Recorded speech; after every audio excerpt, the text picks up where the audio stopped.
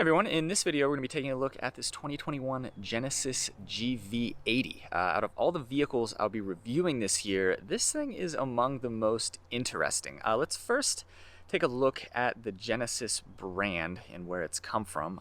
It's Hyundai's luxury brand. It debuted as a sub-brand of Hyundai back in 2009. There were two vehicles. There was the Hyundai Genesis, which was a rear-wheel drive midsize luxury sedan. You could think of it as a BMW 5 Series competitor. And then there was the Hyundai Genesis Coupe, which was a rear-wheel drive coupe. You could kind of think of it as a Ford Mustang competitor, maybe a 350Z competitor. It was kind of its own thing, and I think that's why they don't make the coupe anymore. Fast forward though to 2017, Genesis was spun off as its own standalone luxury brand. It's still under the Hyundai and Kia umbrella though, and as of 2021 here, it offers, I guess, 5 vehicles. There is the G70, which is a compact luxury sedan.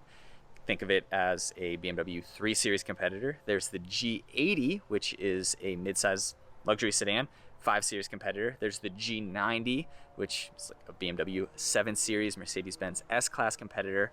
And then there's the GV80 here, BMW X5 competitor, Mercedes GLE competitor. And then debuting this year is the GV70, which is a compact luxury SUV, X3, Q5, GLC competitor. There you go.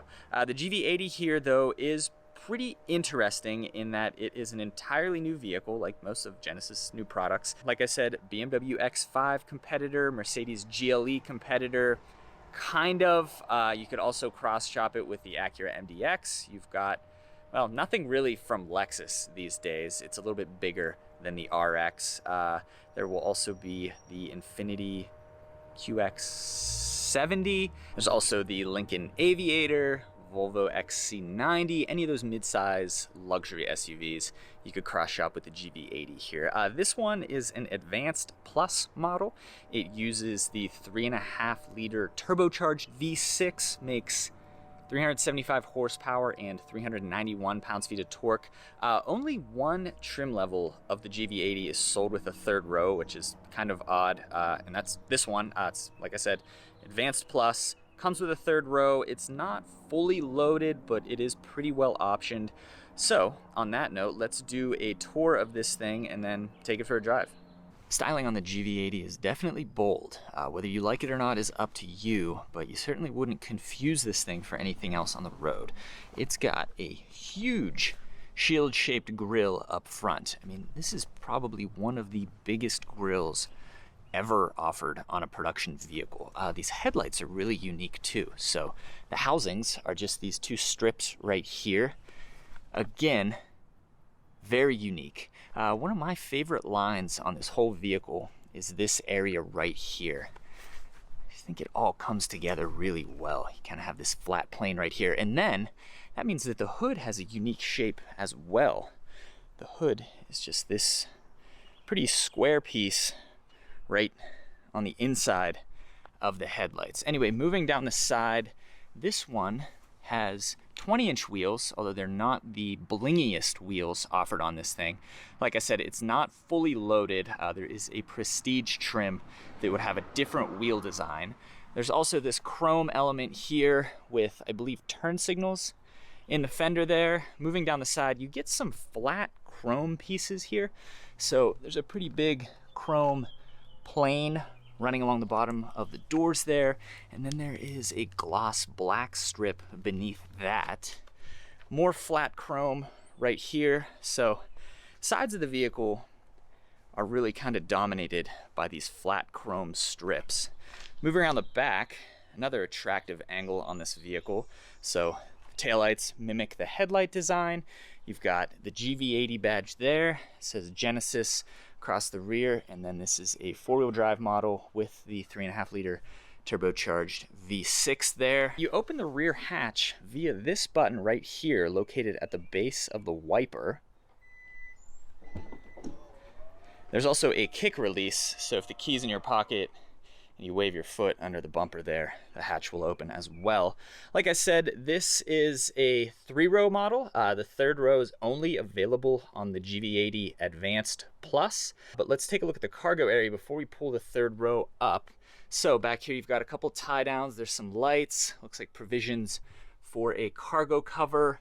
You've got some speakers. There's even an air vent back here. And then over here, for your 3rd row passengers, there's even a little storage compartment that is released via a button here. So that's a lot of investment that went into this cargo area just for the 3rd row. You won't see that from many other automakers. Also, speakers with contrasting color grates. It's another cool touch. Speaking of interior stuff, you may have noticed by now, but this thing has a blue interior. You can get this vehicle also with a green interior. That definitely made some headlines when that debuted, but this one is equally as interesting, and I would say maybe a little bit more sophisticated. So this is like, it's like peanut butter and jelly basically. You've got this brown color and then a blue color. So yeah, this is all blue. None of that is black that you're seeing there. As for the 3rd row itself, it is power operated via these buttons here. So let's put up the 3rd row left seat. You've got the right seat, and then you can also adjust the 2nd row from back here. So let's go. Another thing, this is kind of a cargo mat. It's reversible, so you can flip it over, and it's rubberized. On this side, it is just blue carpet. There's the 3rd row. So put the headrest up. Kind of fold this thing back, so there's an idea of how much space is back here with the 3rd row in place. Yeah, that's pretty average for a 3-row midsize crossover. Here you can get a little bit of an idea of how much space there is in the 3rd row. We'll leave this seat up, and then I'll climb back here in a little bit, but for now, let's move on to the front area. Before we climb in though, we'll take a look at this key. So like the new Hyundai Sonata and a couple other vehicles in Hyundai's lineup, this thing has the equivalent of Smart Park. So these buttons here can make the vehicle pull forward in and out of a parking spot. And then this thing also has the ability to pull itself into a parallel parking spot. I don't think I'll have a chance to demonstrate that in this video, but I have another video showing how this system works in the Hyundai Sonata. Speaking of this key fob, there's a lot going on here. So here you've got lock, unlock, remote start, pull forward, pull backward, press and hold here to open and close the rear hatch. Here's your panic button, and then this button looks to do something with the lighting, although I've been standing here playing with it for a few minutes and I can't seem to figure out what exactly it does. But either way, 8 buttons on this key fob. That's a lot. Passive keyless entry, obviously, but one thing I did notice is that only the front doors have this functionality. So you can lock and unlock the vehicle via the key on the driver's door and on the passenger door, but not on the back doors. No lock, unlock functionality there. That's definitely a cost savings measure. For a $66,000 car, a little bit surprising. Let's turn this thing on.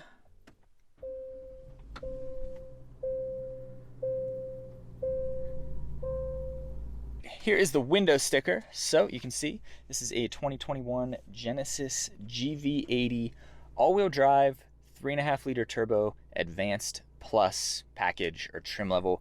As equipped, this thing comes to $66,475 when you include that $1,025 destination fee. So you can see it's pretty well kitted out, although it is lacking the items that you get from the Prestige package. Those include Napa leather, power-operated 2nd row seats, 22-inch wheels, electronic limited slip differential, active noise cancellation, a 12.3-inch digital instrument cluster, suede headliner, and ventilated 2nd row seats. That's what comes in the Prestige package. So this thing has, well, pretty much everything you could want except for those things. Fuel economy is okay, 18 city, 23 highway, 20 combined. Keep in mind, this thing makes 375 horsepower and 391 pounds-feet of torque, and it is all-wheel drive. So as far as those numbers go, that's about what you'd expect.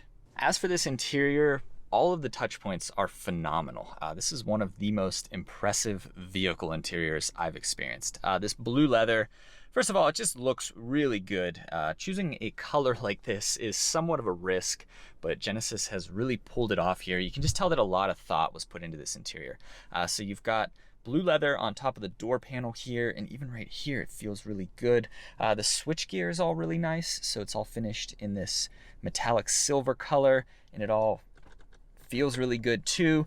There is a wood inlay on the door panel and then across the center console here, and it does feel like real wood. It's not a real warm wood, it's a very neutral color that I think complements the tan and blue really nicely. There's more of that metallic finish on the wheel here, paddle shifters for the 8-speed automatic transmission, and this thing even has a highway driving assist feature. This is becoming increasingly common on vehicles. It leverages the capabilities of radar cruise control and lane keeping assist to pilot the vehicle down the highway with minimal input on your part over relatively long distances. You just keep your hand on the steering wheel and this thing will adjust your speed based on the vehicle in front of you, and it will keep you centered in the lane, and it'll even steer for you.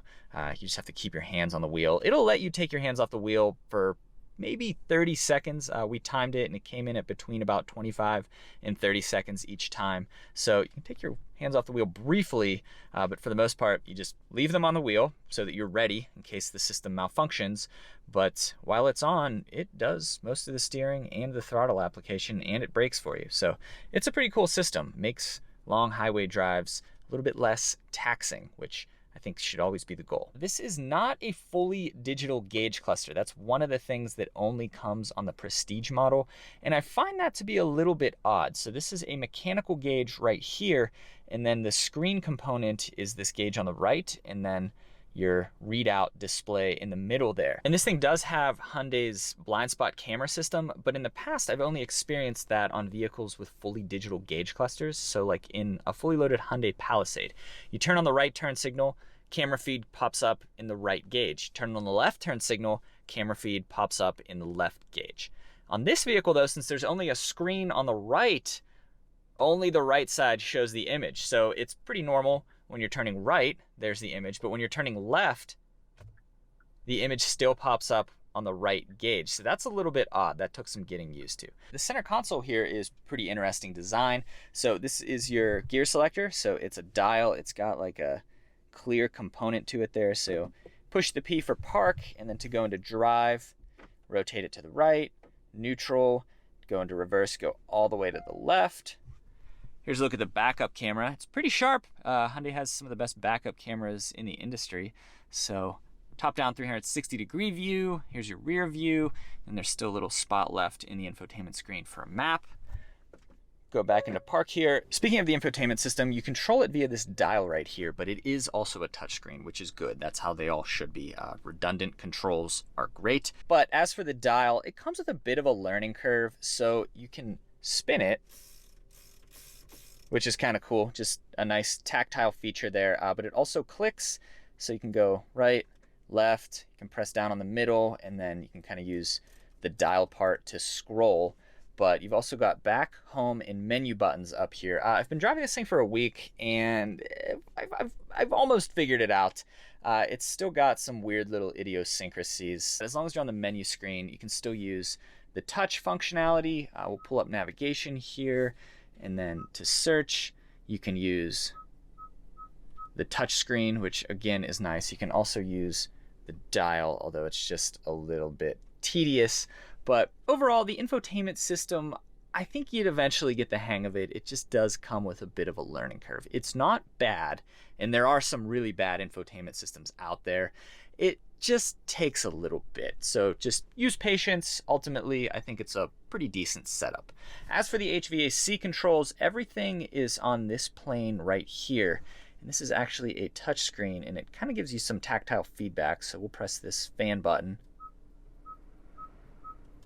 And it clicks when you press it, a lot like an Apple trackpad. So you do get a little bit of feedback that you've successfully pressed a button there. It's still kind of difficult to use. I wish there were physical buttons, at least for the fan speed, because as you're driving along, you kind of have to take your eyes off the road to hit those buttons right there. But Heated and ventilated seats, heated steering wheel. These dials are pretty nice, once again. Overall, really, really nice interior in this vehicle. Probably one of the best interiors on the market. Overhead, I should add, there's a panoramic sunroof. So it opens in. So this one, the shade opens that way. In the rear one, the shade opens this way. So they gather inside of here, and then with those open, you get plenty of light. The glass here stays in place, although this one opens. I don't think we need to see that. We've all seen a sunroof before. One other little quirk, and I think this speaks to chauffeur culture in Asian countries. You can adjust the front seat position from the back seat. So you can adjust the passenger seat here via these buttons. So say someone's being chauffeured. I know someone probably wouldn't be chauffeured in a Genesis GV80 in this country, but think of South Korea. Someone's being chauffeured in this vehicle. They can adjust the positioning of the passenger seat to give themselves more leg room in the rear. You can also adjust the passenger seat position via the infotainment screen here. So it's definitely a quirk of the GV80. You do have some different drive modes here. This is the only button cluster that I recognize from Hyundai and Kia products. So this is where you adjust your drive mode. You've got Snow, Eco, Comfort, Sport, and Custom. I think it defaults to Comfort. Then you've got a hill descent control, locking center diff, so you can set it so that 50% of power is sent front and rear, parking sensors, and then this turns on the camera system. So one more thing, I guess. Here's your center console box. It opens this way. There's a little tray, and then it's pretty deep, pretty spacious center console box there.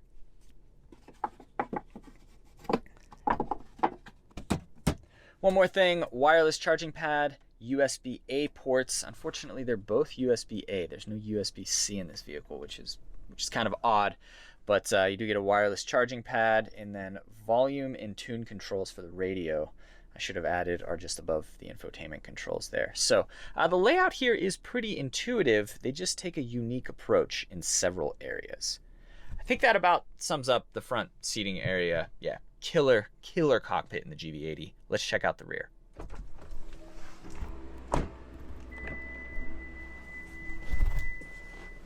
Okay, climbing into the second row, and yeah, it's pretty comfortable back here as well. I've got good enough knee room, not exactly cavernous, but I have enough space to be pretty comfortable for a long drive back here. Seat back pockets are really nice. They're this like plastic part, just sturdy, definitely feels premium. On the back of the center console here, you've got air vents, heated second row seats. You'd also get ventilated second row seats if this were the fully loaded Prestige model, and then fan speed, temperature, and then 2 more USB-A ports, and then a 115 volt AC inverter back here as well. Over on the door panel, there are sunshades, and then you've got 2 speakers, and then I love these window controls. They're twice the width of your average window control, so you can really get a nice handle on them there. Yeah, super satisfying, a really, really nice design touch. There's the armrest. The cup holders are, well, they're like that. That's probably not the best design, but either way, you get a lot of light when that shade is open. Overhead, there are lights. Oh, this one still has the plastic on it. And then another really nice design touch is this hook right here. It's a contrasting silver color once again. Let's climb in the third row now. So there are a couple different ways to manipulate the second row here. First, you've got this button that slides it forward. There's this lever which puts the second row seat backs down. That would be for hauling a large item. And then there's this button that slides it forward as well. So we will climb back here now, and the second row isn't really reclined. That's probably a more comfortable recline. Something I'm noticing though, my head is hitting the ceiling. So it is pretty tight back here. Leg room, surprisingly, isn't too bad. Same with knee room, but I don't know if you can see. This wouldn't work for me back here. It's the first time I've hit my head on the ceiling of a vehicle in the third row. So for anyone, I don't know, I'm about 5'10", 5'11", maybe for someone 5'6", 5'5", or under, they'd be fine back here, but yeah, this wouldn't work for me. So yeah, we can conclude that the third row in the GV80 here is probably best reserved for kids.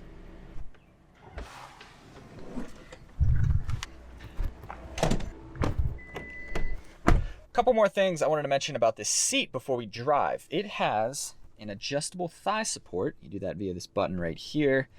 This feature's been offered in a number of Hyundai and Kia products in the past. It's really nice, especially on long drives and especially for people with long legs. Another thing I just realized is that this thing actually has a massaging seat as well. That's this button right here. When you press that, it brings up the Ergo Motion seat page. So your options there are pelvic stretching, lumbar stretching, whole body stretching, and then off, we'll set it to whole body stretching.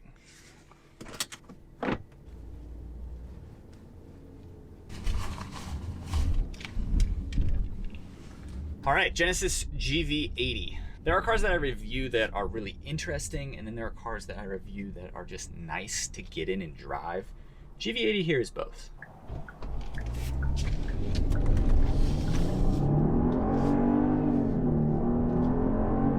There's 50, so it's pretty quick. 0 to 60 is quoted at between 5.5 and 6 seconds. Probably closer to that 5.5 figure, although there's a lot of different numbers out there. Overall, powertrain is good. 8-speed automatic shifts pretty smoothly. Steering wheel feels nice. The sounds are nice when you push buttons and turn on the turn signals. The cabin is really open and airy. Why don't we close that shade though in case it's creating a glare. Green light.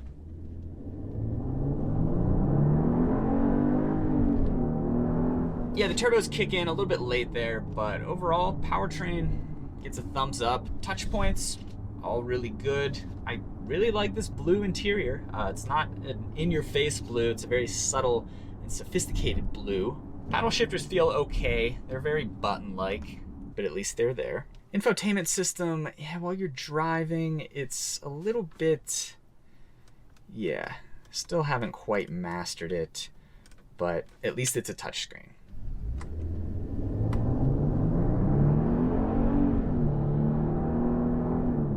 The ride is pretty good, and that might be one area where Genesis could make some improvement. Just given that this is a $66,000 car, the ride might not quite be on par with BMW and Mercedes, but you can get this thing with an electronically controlled suspension. Come to think of it, I don't remember if this one has that. So I've got the right turn signal on so I can see what's down the right side of the vehicle in this little screen here via the camera that's mounted in the mirror. There's also a feature that tells you that the lead vehicle is driving away. So say you're stopped at a red light and you get distracted by something, you're not looking at the car in front of you. In the screen here, it'll tell you if it's pulled away. That's kind of a nice feature, to be honest. So as far as the GV80 goes in the greater midsize luxury SUV landscape, I would put it between the more conservative options like the Acura MDX, Infiniti QX70 that's going to be all new here next year. Lexus doesn't really have anything in this segment, which is insane, but if they did, you know, I'd probably group those three vehicles together. And then at the top of the segment, the more premium, maybe a little bit more ambitious offerings, you've got the BMW X5, Mercedes-Benz GLE. The Audi Q7 is a little bit bigger than this, but still, I guess I'd put it in the rung with BMW and Mercedes. The GV80 here, I would put right in the middle. It's not as ostentatious as something like an X5 or a GLE. It's not priced quite as high as those vehicles, but it's still a lot nicer than, say, a comparable MDX. I haven't been in the new Infiniti QX70, but I have to think that this still is going to feel more premium than that vehicle. The MDX is built on a front-wheel drive platform. GV80 here, rear-wheel drive, so that gives the GV80 slightly more performance-oriented driving dynamics. So as far as the powertrain goes in this thing, engine's good, transmission's good, rear-wheel drive biased system, also good. And then moving on to the interior, and this interior, like I said, is phenomenal. BMW interiors can be a little bit messy. There's just a lot going on with those interiors. Oftentimes Mercedes-Benz does a pretty nice job. They use very screen-heavy interiors, but the controls are all very intuitive. The infotainment controls in this thing could take some getting used to, but overall, in terms of fit and finish, I mean, touch points are just phenomenal. The one area, and this is definitely a nitpick, the one area that feels subpar is, I'm gonna pull on the infotainment screen here. You can hear that, but no one's really gonna be doing that. But that is the one area that I felt that, you know, it made that noise, but nowhere else in the interior does anything feel cheap. Coming up on our speed bumps, we'll hit this one at about 25 miles per hour. 20. Yeah, pretty smooth over those. That one was accelerating at about 20 miles per hour. That still felt pretty good. And then this third one is bigger than the others. Woo! That was at about 30 miles per hour. A little bit faster than I intended to be going, but it felt really good. This car, it is very smooth. I don't mean to be critical of the ride. Yeah, because right around here on my little loop, it was extremely pleasant. 360-degree top-down camera view. Like I said, camera quality is among the best in the industry. All right, so there is our look at the 2021 Genesis GV80. Genesis is still a relatively new brand, so with every new vehicle rollout and every new generation of infotainment and interior and other technology, they are making pretty huge leaps. That's typical of any new brand. They're progressing pretty quickly. When they first came out, it was a more value-oriented luxury option. These days, though, their prices are climbing with every new generation. And you know, something like the GV80 here, it still represents a pretty good value, but maybe not quite as huge of a value as the original Hyundai Genesis or the original G80 sedan. They're slowly replacing that monetary value proposition with more and more premium design and higher quality interiors. And the GV80 here is another indicator of that. So if you're in the market for a midsize luxury SUV and you are open to owning a brand that maybe isn't BMW or Mercedes, I think Genesis is a really, really good option. This thing still feels a level above something like an Acura MDX. The MDX is still pretty family oriented. That feels more like a Honda Pilot that has been made really, really nice. The GV80 here, in contrast, is more like a value oriented BMW X5. I think that's probably the best way to put it. So yeah, this vehicle did not disappoint. I was really, really excited for this loan. I've enjoyed driving this thing this week. I keep coming back to this interior. It is one of the best interior executions I've ever experienced, and that's something that I tend to be pretty particular with. So if you're in the market for a midsize luxury SUV, absolutely give the GV80 a look. I give it a big thumbs up. Thank you for watching.